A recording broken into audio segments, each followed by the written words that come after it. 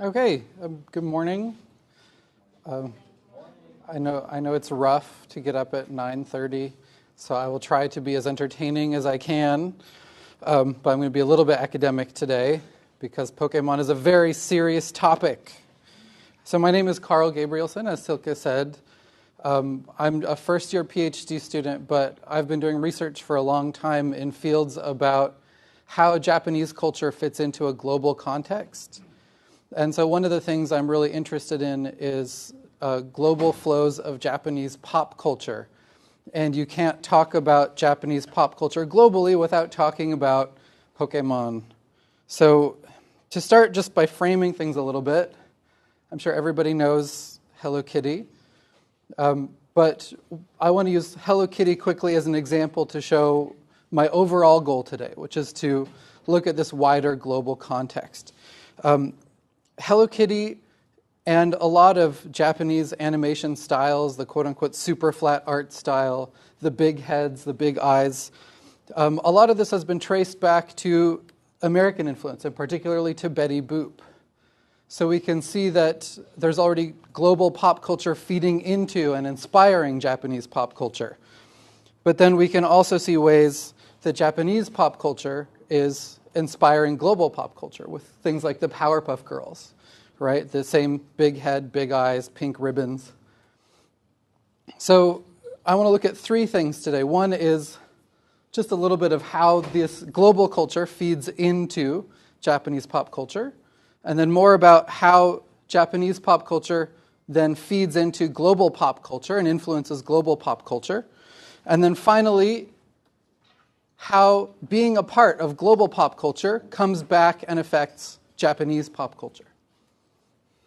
So, to start, let's talk about Pokemon, right? Pocket monsters. Any Pokemon players in the crowd? Any fans? Several people? Good. For those who don't know, I'll just briefly go through. It is the number 2 video game franchise in the world. Number 1 is, anyone? Mario. So far, they've made 901 episodes of the anime and 18 movies.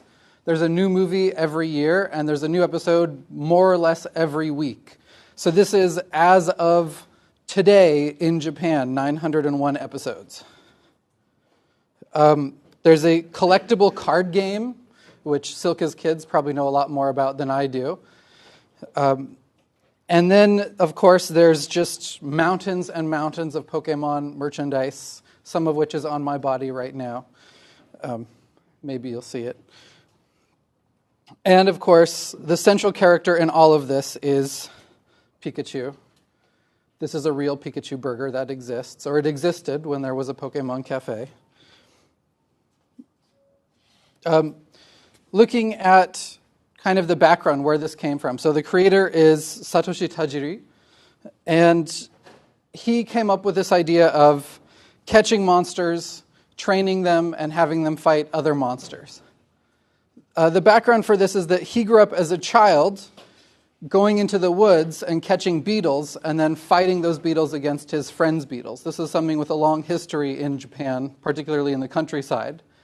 And so that was kind of his inspiration. And that's why in several of the games they've created representations of him that always use bug-type Pokemon.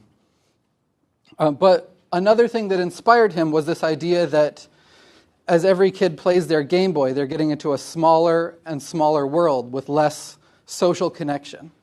And so he wanted to create a game that was still a game that kids would want to play, but that would build social connections. And so he created Pokemon so that it would require battling and trading with other people in order to fully enjoy the game. And therefore, from the very first generation of Pokemon, if you want to catch them all, if you want to get every Pokemon, you have to trade with other people. It's impossible to get them all by yourself.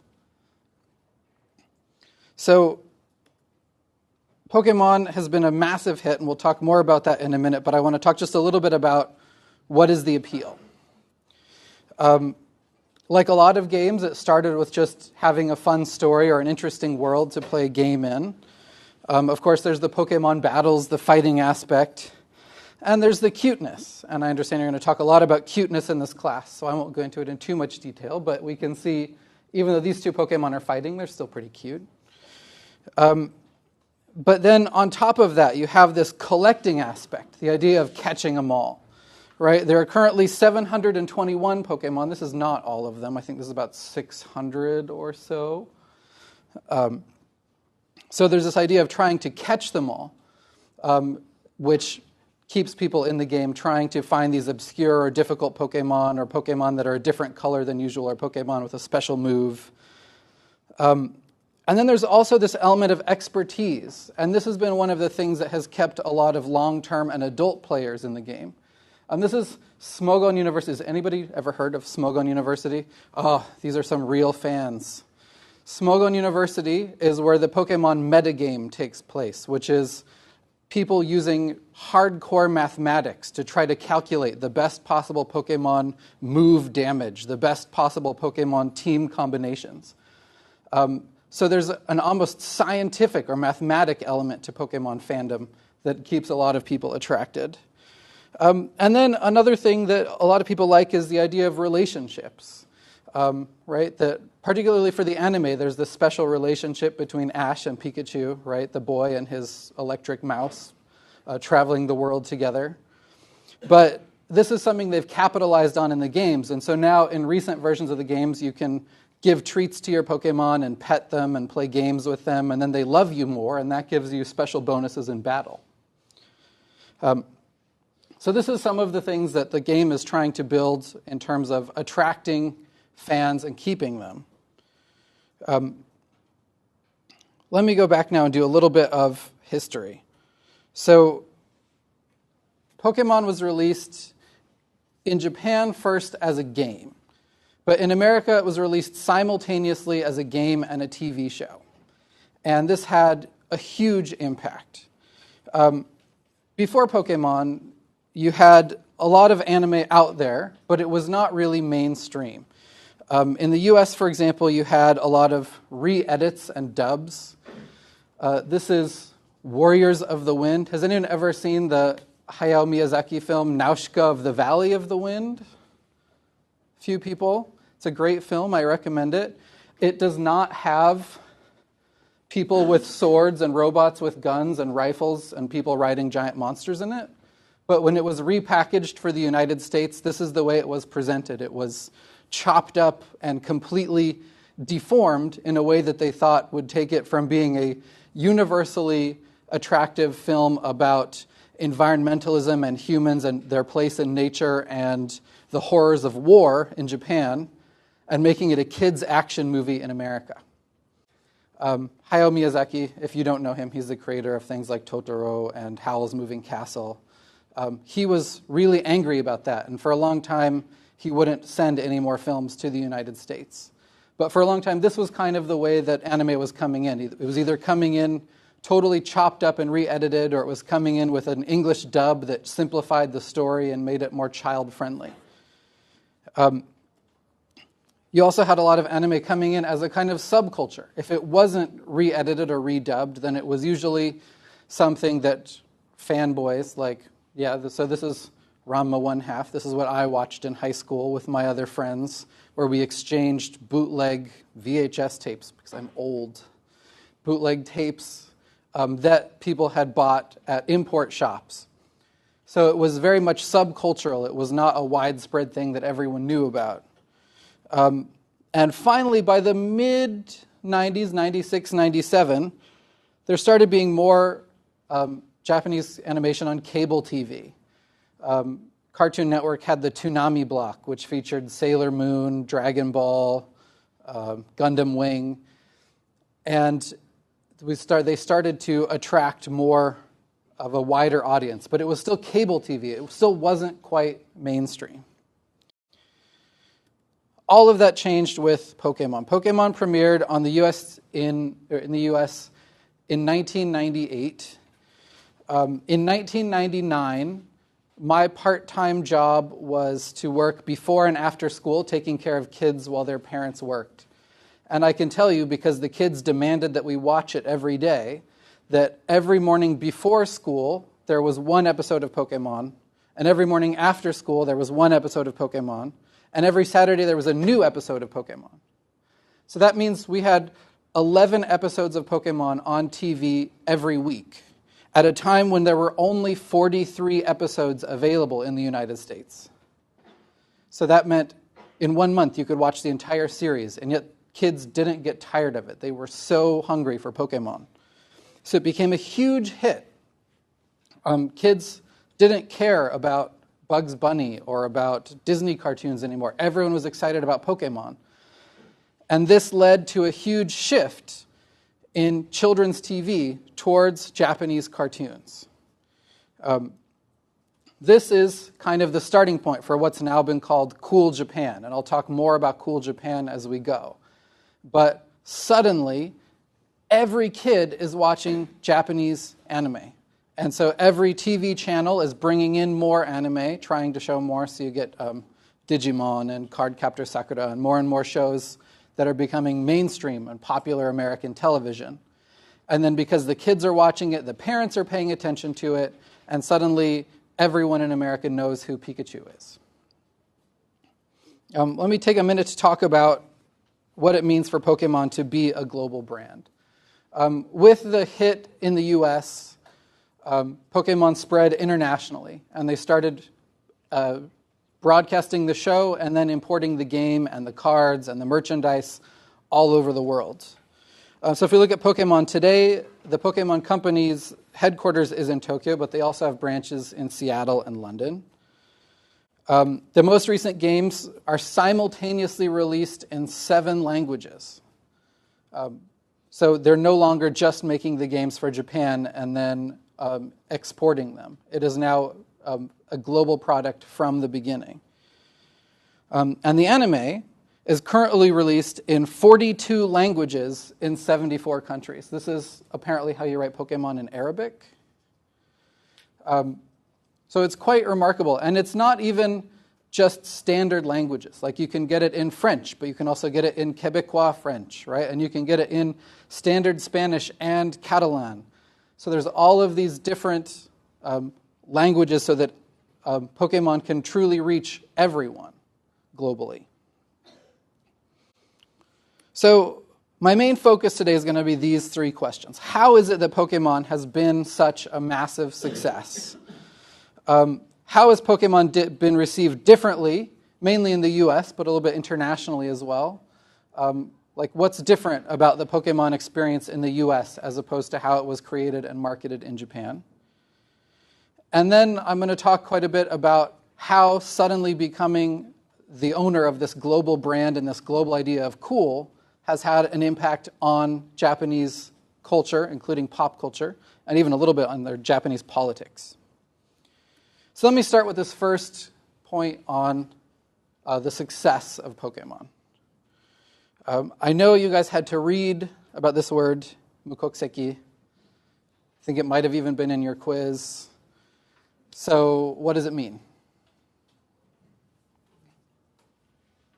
Yeah.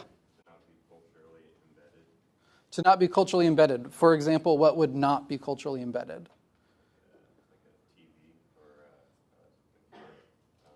Right. You're looking for things that do not have, what is it? Iwabuchi calls it a cultural odor, right? This idea that you have something like a TV and no one looks at the TV and says, oh, when I watch TV, I feel like I'm living in Japan, right? It doesn't have that connection to its country of origin. So mukokuseki usually translates as without race, nationality, or cultural markers. And as you said, it was originally coined to describe consumer electronics. The Sony Walkman is considered the classic example because it was such a huge international hit. And people in India and Australia and Argentina could use their Sony Walkman and not feel like they're using something Japanese. They just felt like they were using something that fit perfectly into their life.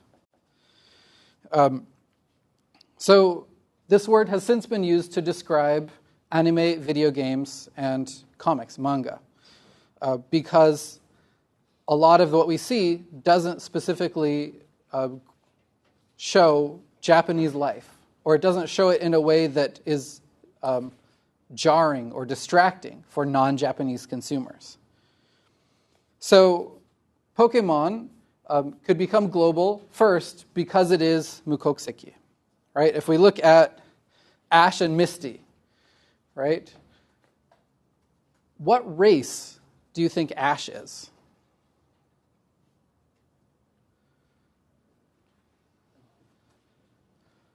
My Japanese students were always convinced that he was Japanese, but I've had people tell me that he looks Mexican or Arab or just dark-haired European, right? It's very unclear. Now, Misty is a little bit more, she's got red hair and green eyes, but there's no real addressing of this, right? Are they the same race? Are they different races? They're from the same hometown?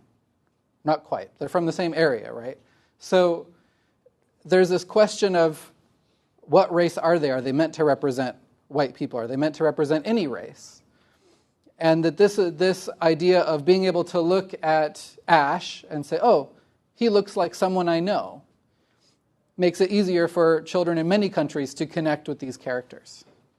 It's even more obvious when we talk about Pikachu, right? Is Pikachu a Japanese animal? Right? When we look at Pikachu, what countries can we see? Right? It's a cute yellow animal. There's nothing there that says that Pikachu must be Japanese. And that makes it easy for people anywhere in the world to imagine that they could have their own friend Pikachu. So Mukokiseki is this first point. The second one is what's called glocalization. Glocalization is obviously a combination of globalization and localization. And glocalization is a two-part process. That's something I hope you will remember at the end of today. The first part is what's just called localization, changing global products to fit specific local markets, right? Here's an obviously America-marketed Hello Kitty, right? However, glocalization can also mean new meanings given to global products by local cultures, right? So the first part is the company will take their global product and they will attach some kind of local meaning to it or some kind of local character to it so that it's attractive to the people in that country. But the second half is that the consumers will adopt that product, and in adopting it, they will give their own new meanings to it that did not exist in the case of the original country's market. Mukokiseki items are supposed to be easily glocalized. You don't have to erase one culture before adding another culture to a Mukokiseki product, right? You don't have to make Ash stop being Japanese before you can make him sound and feel American. One of the best companies in the world for glocalizing is McDonald's. This is the Tsukimi burger. They took a burger, they put an egg on it, and then they gave it a name that connects to Japanese traditional moon viewing in the fall. And suddenly it has a connection to Japanese culture, it has a connection to the seasonal foods calendar, and it becomes a hit in the Japanese market. I thought I had one. Oh, I guess not. Nope. Okay. So we can see Pokémon as an example of successful glocalization. Not just that it's Mukokiseki, right? There's a lot of Japanese anime out there that doesn't necessarily look like Japanese people. But Pokémon was both Mukokiseki and was successfully glocalized. And this is why Pokémon is something valuable to study, because in looking at Pokémon, we can see how the glocalization process works and how it can be added to other cultural phenomena. So let me talk a little bit about the glocalization process for Pokémon, starting with names.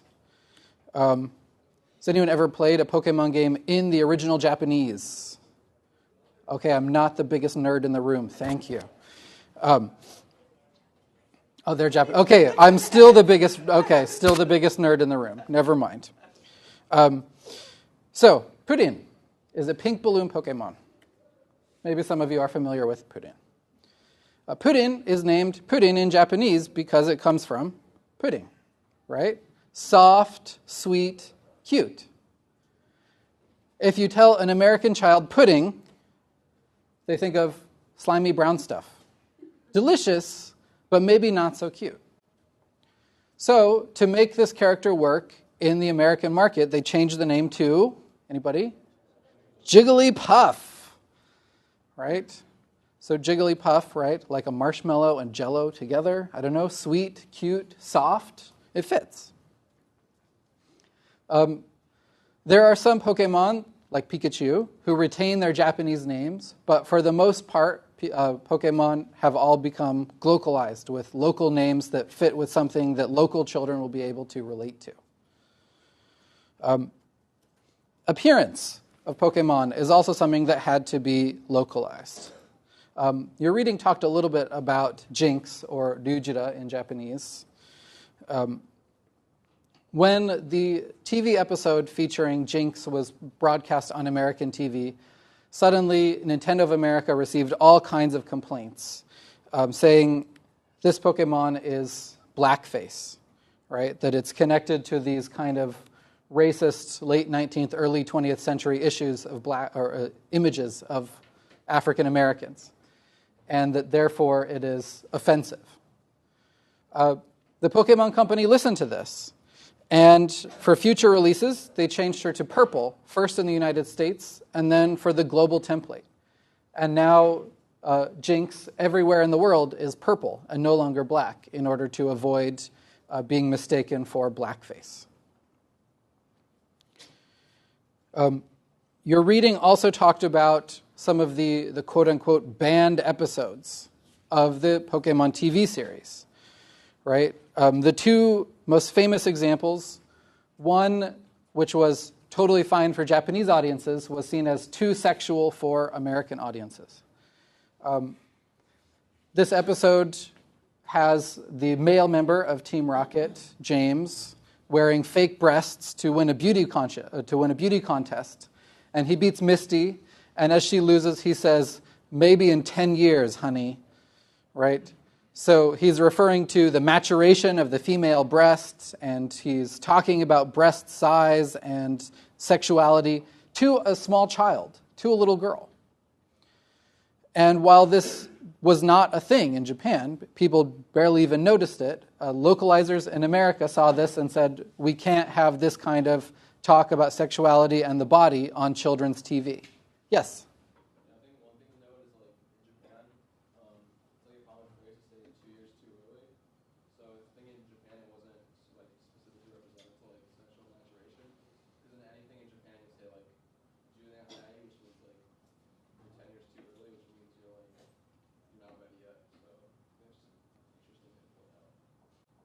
Okay. Yeah, thank you. It's true that it's not only about, and that kind of ties into the idea that in Japan, the makers of this weren't necessarily thinking about saying this was something sexual. They're just trying to make a funny visual gag. But to the Americans who were in charge of localizing it, they looked at this and they said, this is far too sexual for children's TV. So we can see this kind of reinterpretation of the text for the American context. The other really famous example is this one.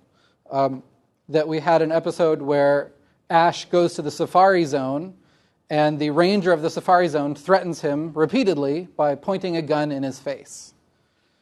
Right? Guns are extremely rare in Japan, and gun violence against children is basically non-existent.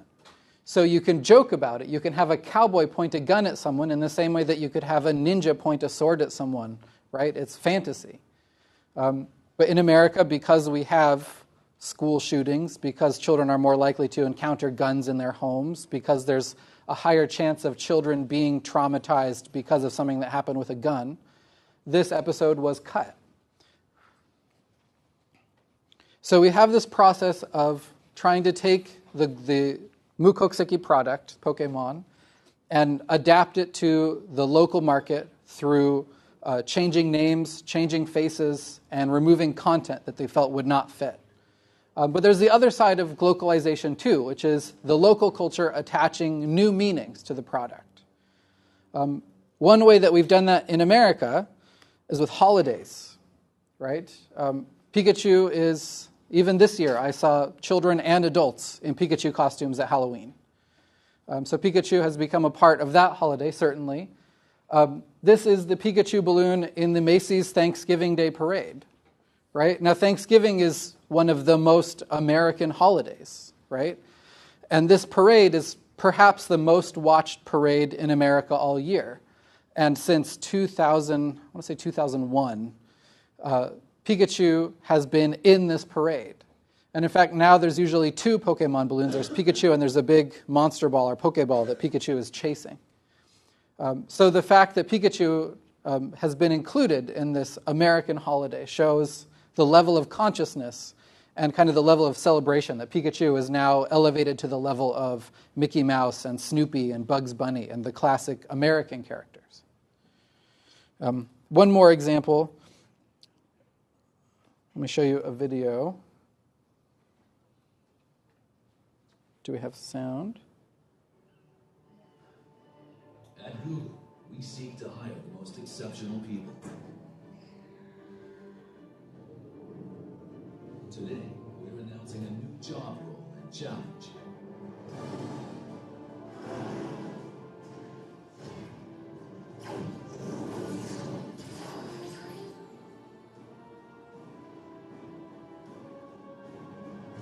Pokémon Master. Pokémon Masters are the world's greatest digital explorers, and their passion for exploring will take our maps to the next dimension. It's always been important to us to have the most qualified employees at Google. Now, using the technology created by the Google Maps team, we've prepared the most rigorous test known to man to find the world's best Pokémon Master.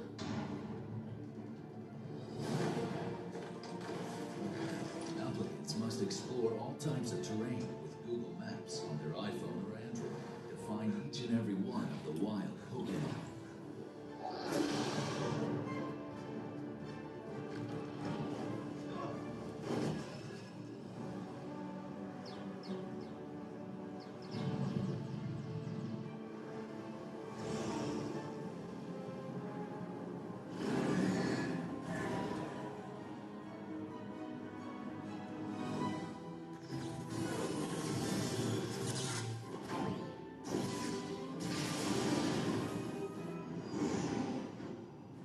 Strong-willed applicants who collect every single Pokemon will be invited to the Googleplex to participate in the final round of hiring. The winner will start at Google on September 1st, 2014. We're eagerly awaiting more participation. After updating, open the app, tap search and press start to begin locating the many Pokémon hidden throughout the map.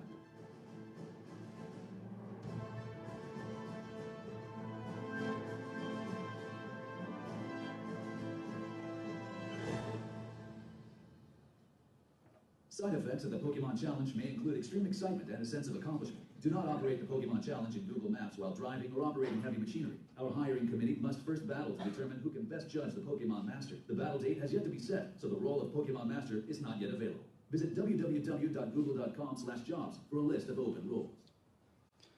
So this was Google's 2014 April Fool's Day joke.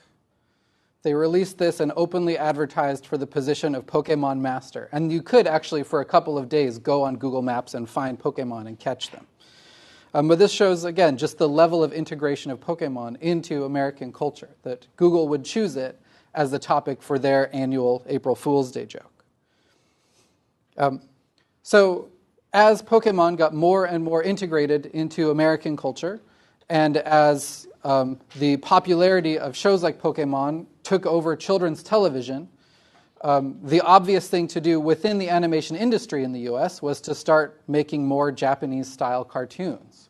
So earlier I showed you a picture of Blossom from the Powerpuff Girls, but we can also look at things like My Little Pony, Friendship is Magic, right? The cuteness, the big eyes, action cartoons like The Legend of Korra, which follow a very Japanese action style, as well as including Japanese anime elements of humor in how they animate and even in their stories. So we can see that Pokemon and then the wider cool Japan, all this Japanese influence starts bleeding into, first into animation, but then into wider pop culture as well. So let me show you one more short video.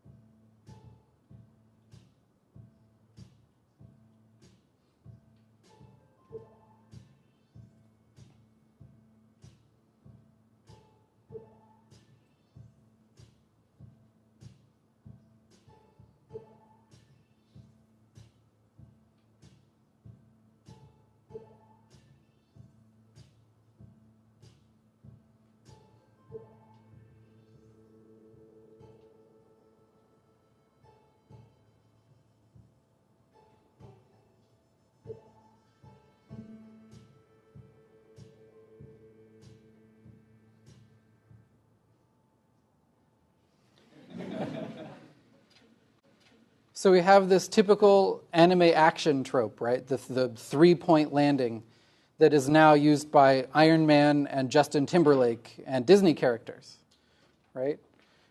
So we can see that suddenly we've reached a point where everyone is aware of this Japanese action and where it's informing the choices and the images used in American and international media. However, not all of these effects of globalization are necessarily good. When we look at particularly Pokémon coming into the United States, some of the meanings that the local consumers attached to Pokémon were negative and led to what's called moral panics. A moral panic officially is a condition, episode, person, or group of persons emerging to become defined as a threat to societal values. Right? This is when you have a subculture or a product or a phenomenon that suddenly the media starts saying, oh, this is going to destroy our society. You can see this a lot in the way people like Donald Trump talk about immigration, but there's all kinds of examples. If you remember back in 1999, there was the Columbine school shooting, and then suddenly black trench coats, violent video games, and Marilyn Manson were supposed to be destroying American society. These are examples of moral panics. There have been lots of Japan-related moral panics in the U.S., accusations of Japanese cultural products like video games or manga being too violent or too sexual and having a negative influence on children. Specifically about Pokémon, we have cases like the idea of the Poke criminals. There was a brief period in the late 90s where the Pokémon card game was said to turn children into criminals. So Silke, watch out. There were a few small cases. This wasn't thousands of cases. There were probably 10 or 15 cases of children lying, stealing, or even using violence or the threat of violence to get Pokémon cards from other kids. But these were picked up by the national media, and suddenly you had news stories like, Pokémon craze has dark side. Philadelphia boy stabbed over a Pokémon card. U.S. Pokémon toy craze makes children monsters. And 6-year-old banned from bus after pulling knife over Pokémon cards. So you suddenly had this sense that, oh, the Pokémon cards are making our children evil. And as I said, at this time I was working in daycare before and after school. Suddenly my company put out a memo saying no more Pokémon cards. Kids weren't allowed to even bring them. If they brought them, we had to lock them away until their parents came. So suddenly Pokémon cards became the root of all evil for children. That was one of the panics. The other really famous panic when Pokémon first came out was the religious panic.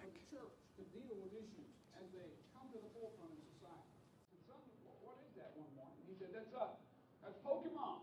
Son, I found out that Pokemon means pocket monster. Pokemon, plural, are incredible creatures that share the world with humans. Each has his own fighting abilities. Some grow and evolve into even more powerful creatures. The children are developing relationships with all these Pokemon creatures. Little, reclusive, power-filled monsters. But why should they carry these monsters in their pocket? They say the Pokemon whole effort is to train children how to become the #1 Pokemon master in the world. You follow through the New Age teaching, you find out that masters are those who take control of spirits in the dark realm, and they tell those spirits what to do. The child at some point becomes capable of taking these powers and channeling them through their mind, through their arms, or through their power sources. The power sources, of course, are many of the symbols that they pick up from the Pokemon paraphernalia. So Pokemon is a game that teaches children how to enter into the world of witchcraft, how to cast spells, how to use psychic phenomena, how to put forth supernatural powers against their enemies, how to fantasy role play. Pokemon world is the world of the demonic, of the satanic.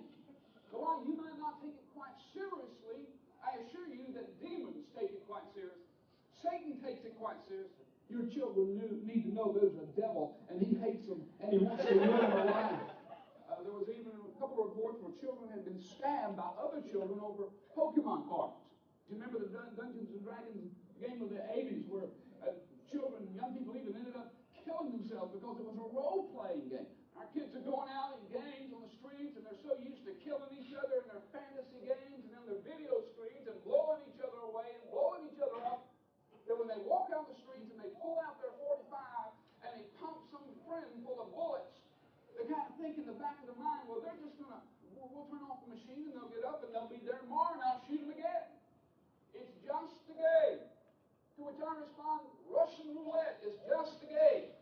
But they're so into this make-believe world. I'm going to stop it there because it's really long. But this is, I should warn you too, when he was given, so this is a real televangelist sermon, but the fun people on the internet have gone and edited in all of these nice, cute pictures of Pokemon while he's talking. So those were not in the original. It was just him talking about how Pokemon is demonic.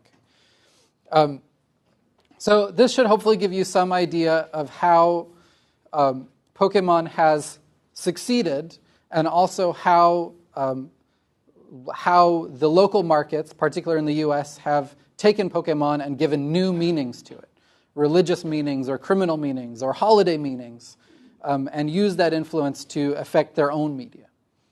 So now I want to change directions a little bit and talk about what effect this explosion of Pokemon popularity and all of the cool Japan that came after it has had on Japan, since this class is about Japan. So let me start with the phrase cool Japan. This term was first used by an American journalist named Douglas McGray in 2002. He wrote an article basically saying that cool Japan is this new cultural superpower, that even though Japan's economy is going down, Japan is becoming more influential than ever because of its cultural power. So now this phrase, cool Japan, is used in Japan as well as internationally to describe both the popularity of Japanese cultural products, but also the policies and practices done in Japan to promote those products. All this ties into gross national cool, which is the title of Douglas McGray's article.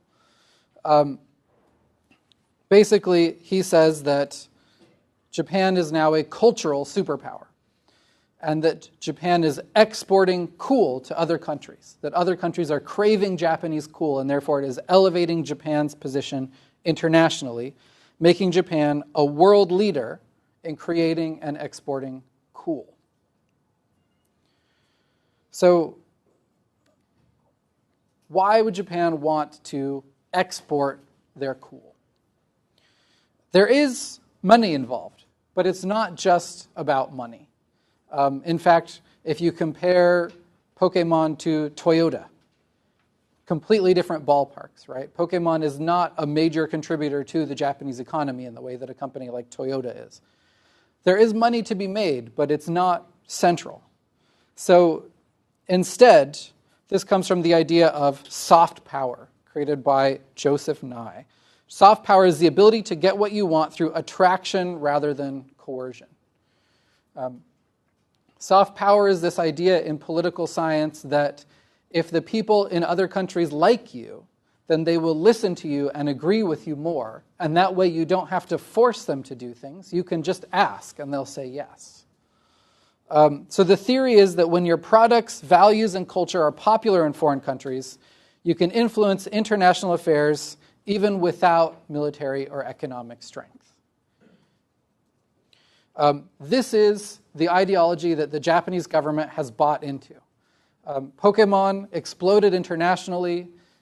Everyone in the world knew who Pikachu was, and the Japanese government said, this is our moment to take our culture and use it around the world to make people like Japan, to make people support Japan, to bring that attraction back in and elevate Japan's influence internationally. So this was the birth of Cool Japan policy. Japan has a minister of Cool Japan strategy. Currently it is Shinichi Yamaguchi. He's 60 years old and clearly knows a lot about what's cool. So this started with government support for cultural industries, government grants trying to support anime, manga, but then they started expanding cultural industries to including things like food and then carpets and traditional blown glass and all of these things that they're now trying to promote. In 2010, the Ministry of Economy, Trade, and Industry opened a Cool Japan office officially as a way to have better connections between the government and these companies like Pokémon that are out there spreading cool stuff about Japan. And then the Japanese government brought Cool Japan into their Yokoso Japan tourism campaign. Now, until this point, the official campaigns to attract visitors to Japan were all based on temples and geisha and shamisen music and cherry blossoms and all of these kind of traditional, orientalist, exotic Asian images that are still very beautiful. But that was the way that they branded their tourism. However, after Pokémon, it went more in this direction.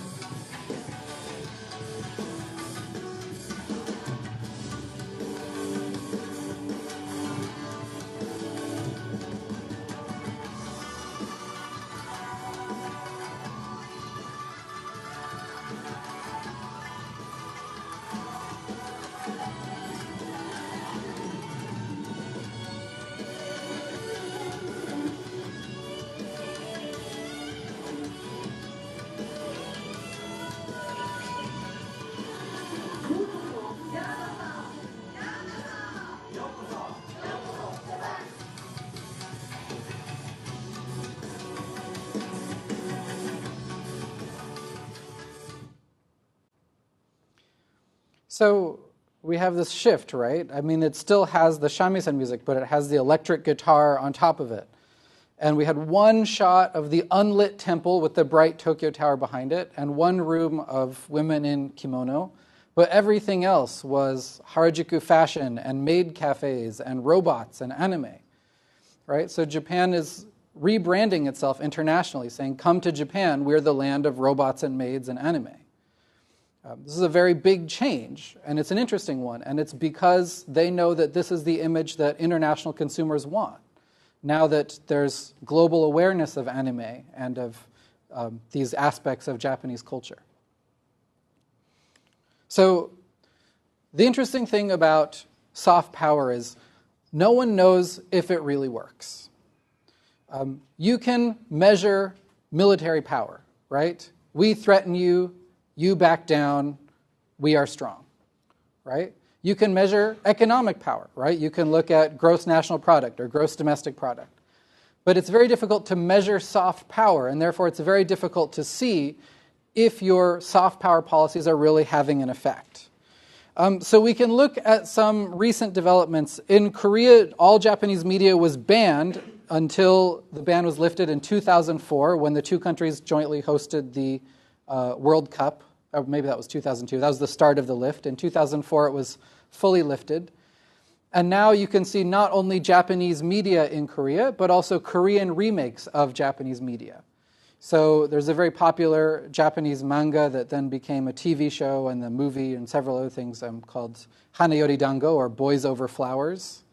And this is the Korean remake that was a huge hit in Korea and then also spread out to the international market through Korean soft power. If you look at China, in recent years, China has been more and more open to J-pop groups coming and giving concerts. You have groups like SMAP and AKB48 building a stronger fan base and doing live shows in places like Beijing and Shanghai. In France, Japanese artist Takashi Murakami was invited to present his work inside the Palace of Versailles. Right? So this is considered this amazing and important symbol of French architecture, French beauty, French history, French culture, and they brought this Japanese pop cartoony artist in to present inside it. So all of these things show the huge success of Japanese goods moving around. But if we look at the relationship between Japan and Korea, the relationship between Japan and China, they're still quite rocky. And even in the case of this exhibition in France, on the one hand, you had fans who were really excited, but you also had a huge backlash of French people who said, this is our culture and our tradition, why are you bringing this Japanese garbage into it? And so there was a huge debate within France about whether or not this was acceptable. So the question of all of this is whether or not being popular, whether or not having cool goods makes you more powerful. And some scholars have argued that the very reason for Japanese goods' popularity, the mukokuseki, means that they can't really help with soft power, because people don't look at Pikachu and necessarily think of Japan. And without that connection, does that mean that loving Pikachu equals Japan? Some people say no.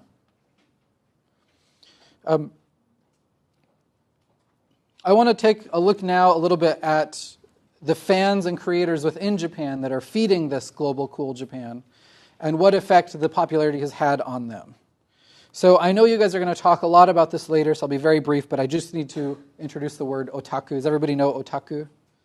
It's Japanese for geek or nerd. It originally comes from, it's a very polite way to say you or your family in Japanese, but now it's more or less exclusively used to talk about geeks and nerds, anime fans, that sort of thing.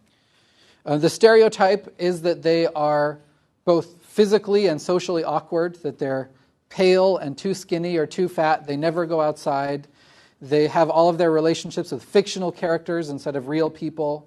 They're obsessed. They know everything about whatever it is they're a fan of, right? If they're a Sailor Moon fan, then they can tell you that in episode 14 of season 3, for half a second, Sailor Moon's skirt is slightly bluer. I don't know if that's true or not, but that's the kind of thing that they know. And that they're hyper consumers, that they will buy any goods that have their favorite character on them, and that they will fill their home with these goods, right? If there's a pop idol that they love, they will buy 10 or 100 copies of her single in order to show their support. This is a stereotype, but it's also based on reality. There are some people who are like this. Now, otaku has largely had a negative connotation in Japan, and that's mainly connected to Tsutomu Miyazaki, the murderer otaku of 1988 to 89, who caused a moral panic within Japan. He killed several small children, and when the police raided his apartment, among other things, they found a very large anime collection.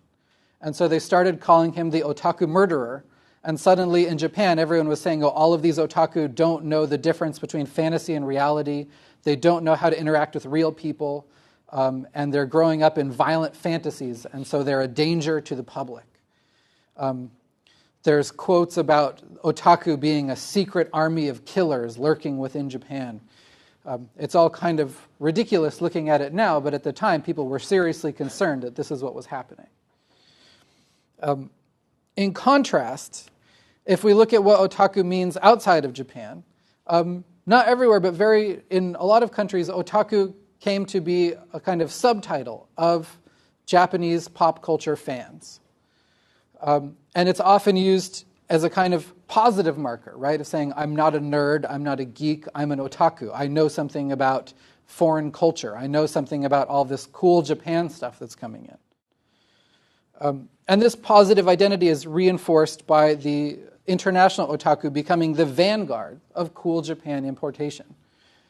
Meaning they're the tastemakers, that it's these guys who first go out and they say, oh, this new TV show or this new manga is really cool. And they become fans, and it's through them that the companies decide what to import and make available to everyone. So if you know Attack on Titan, for example, right, that started more with the hardcore fans, the otaku, and then filtered out to a wider base. Same with shows like Naruto. So part of this is that they're considered the grassroots globalizers. That very often anime or manga will come to Japan or will come to America illegally first, or to Brazil, or to France, or to Israel, by fans who download it and then create their own subtitles or their own translations of the manga, and then put it on the internet for other people to download. So they're the ones who are kind of starting the globalization process. And what's interesting is that the way that international marketing for anime works is that very often they'll look and see what is the most popular illegal download, and then they'll start making official versions of that to market in other countries. So you have this contrast between otaku in Japan as antisocial, possibly murderous, and then you have the otaku in foreign countries as being these maybe nerdy, but still kind of experts, that they have a certain amount of cultural capital, cultural knowledge about what's cool in Japan. So all of this then comes back to Japan, where in Japan there starts to be an awareness of this idea that outside of Japan, the otaku are cool. And this starts feeding into otaku within Japan. People start to realize that if it's anime and manga and video games that are making Japan cool, then the people who know about that stuff, and very often the people who are creating that stuff, are the otaku. And they start to be seen as important, economically and even politically. Akihabara, this is Akihabara here, right? The otaku mecca is now being developed as a tourist site. It's becoming much more foreign-friendly, and they're trying to find ways to bring in foreign tourists because now more and more people going to Japan want to visit Akihabara, and they want to see a maid cafe, or they want to go to the anime shops and that kind of thing there. So as otaku become more important, they're also starting to gain in political power. In 2008, the prime minister at the time, Taro Aso, came out as otaku. He's a huge manga fan. He actually proposed a national manga library, but it was canned because of the economic downturn.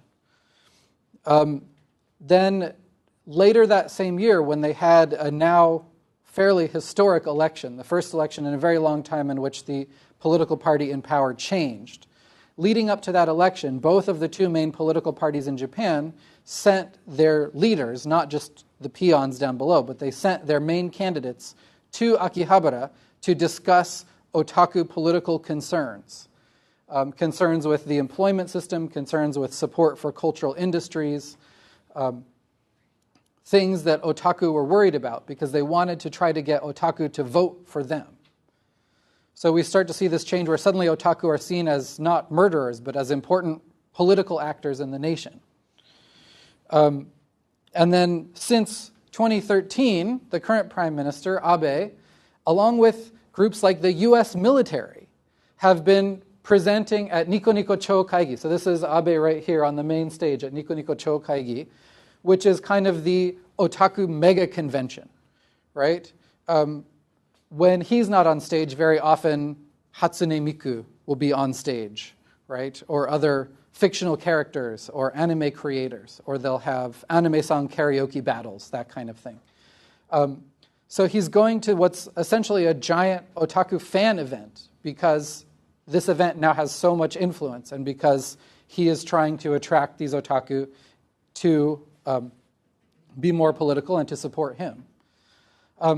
There's also been recent marketing in trying to get otaku to support the self-defense force, which is not quite a military, but it's what Japan has instead of a military, by using anime-style girls as characters in the advertisements for the self-defense force. So there's all of these ways now that the government is trying to utilize otaku and kind of bring this power and this new cultural import back to them. On top of this, we can see a kind of otakization of Japanese culture. A really good way to look at how otaku culture is now influencing Japanese mainstream culture is the band AKB48. Does anybody know AKB? A few people? Any fans? Not so much, that's okay. AKB is short for Akihabara, which is again the otaku mecca. AKB48 is a group of many, many, many more than 48 pretty girls who sing and dance and perform. And they were created as Akihabara idols. They performed on a stage in Akihabara for otaku. But they have since climbed to being one of the biggest pop groups in Japan. Every time they put out a single, it's a massive seller. They're on the radio. They're on Japan's New Year's Eve music show, which is one of the most watched shows in the country. And they have a rock, paper, scissors tournament live on TV for like 3 hours. So they are now a huge part of mainstream Japanese popular culture, despite the fact that they were originally otaku culture. If we look at their power, we can see them as now one of the new faces of cool Japan internationally, particularly in Asia. In addition to doing several Asian tours and being one of the few Japanese pop groups to perform in China, their idol group format, the 48 format, is now being marketed to other Asian countries. So you have JKT48. Any guesses? Jakarta now has their own version of AKB48. So some have pointed to this as proof that otaku are the driving force behind cool Japan, because we can see this sense of otaku culture expanding out and then coming back in. So, I'm going fast. So, if I stop to summarize, and then hopefully we can have a couple of minutes for questions, comments, discussion. Pokémon has helped to make Japanese pop culture globally cool, right? It expanded worldwide. It attracted customers, consumers, children through being mukokuseki, through successful globalization. And this opened the doors internationally for all kinds of other Japanese popular culture to flow out and grab a hold of the mainstream populace. So Pokémon opens the door. Japanese pop culture spreads all over the world. And soon we have this huge Japanese influence in American and world popular culture, right? Not just are people buying Japanese goods, but they're changing their own goods to look more Japanese, right? You have more Japanese style in American animation. You have more Japanese style in Indonesian pop groups. So the Japanese government grabbed onto this and said, this is our opportunity to increase our influence. And so they're now pursuing this soft power agenda, right? Trying to increase Japanese influence worldwide, attract people to Japan more by further spreading Japanese pop culture. But the interesting ending to all of this is that by emphasizing soft power, we're seeing changes in Japan. Suddenly, otaku are becoming more politically and culturally important, right? We also see things like, for example, Pokémon has not had a banned episode since the original series. So that means that the creators know that they can't have breasts, that they can't have guns, that they can't have Pokémon that look like blackface. And so now Pokémon has become far less controversial because they're trying to perceive their consumer base as global instead of as only Japanese. And so even the product itself is changing to be even more mukokuseki, to be even more globalizable. Okay? Okay. Questions? Comments? Yes? What do you think about the new Pokemon Go that's coming out? Pokemon Go. Does everyone know Pokemon Go? Pokemon Go is a phone app that lets you catch Pokemon in the real world. So you'll just point your phone, and if you point it at water, you might see a water Pokemon, and you can try to catch it. I'm really excited, but I have a limited data plan, so I don't know if I'm allowed to play. But it looks pretty cool. Other questions? Yes? Would you argue that Pikachu is the cutest Pokemon? I wouldn't. Ooh, did I say something controversial? It was one of our quiz questions. Pikachu. Right. And Allison certainly seems to think so. And if you ask the people at the Pokemon Company why they chose Pikachu, Pikachu is cute. Pikachu is very mukokuseki. And Pikachu is also yellow. And there isn't really a yellow competitor, right? We have lots of big international cartoon characters in other colors, right? If it's black or red, it's competing with Mickey Mouse. But the only other yellow character that's that internationally famous is Winnie the Pooh, and Winnie the Pooh is not at the same level. Sadly, sorry, Winnie, but it's true, right? Yeah, yeah. So Pikachu was chosen for being different, for standing out, also for being cute and fun, and for being able to make the cute tough face. But for my own personal tastes, I do think there are cuter Pokemon. One thing that I really love about Pokemon is there's a garbage Pokemon that actually is really cute. And I think if you can make garbage cute, that is quite an accomplishment. So that's the one that I always choose, just because, not necessarily that it's the cutest, but it's cute garbage. That's pretty big. Other questions? Yes? So why did they not consider censoring those episodes and airing them like they've done with so many other animation, where they just erase the guns from his hand and have something else point at him? That's a good question. I think that in the reading we gave out, they talked about that a little bit, that there are other cases where they just change the dialogue or cut out one quick scene. But I think in these there was just too much time spent waving guns around and shooting them and pointing them at people, or too much time spent, too much plot focus on breasts as the reason why he won the beauty contest.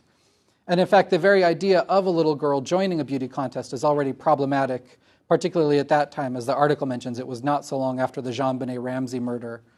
And so the idea of little girls in beauty contests was problematic at that time. So I think it's larger plot issues, or just the fact that they would have had to cut too much. Yes? Maybe also because in other animes, plot follows chronological order more so than Pokemon, so you can't cut out some episodes, because Pokemon it's not really, you can cut out episode 4, episode 8 or whatever, it's not really going to change the plot as long as it's not a key episode. That is true. As you said, you can remove an episode of Pokemon and it doesn't really change the overall narrative. So that does make it easier to just cut an episode as opposed to editing one to try to force it in. Other questions? Yes?